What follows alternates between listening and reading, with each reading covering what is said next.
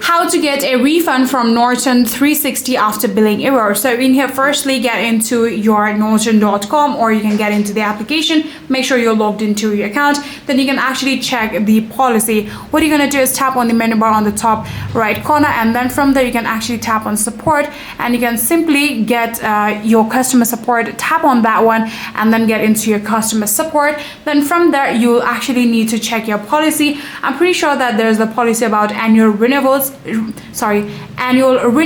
being refunded within 60 days of purchase. So if it hasn't been more than 60 days, I'm pretty sure that you can actually get to the customer support and request for a refund by your chat or phone. Then you can request an agent for the automatic renewal charge refund or billing correction. I'm pretty sure within 5 to 10 business days you will be receiving your refund from your Norton 360. So yeah, that is it. If you guys do have any further queries, then please let me know in the comment section down below.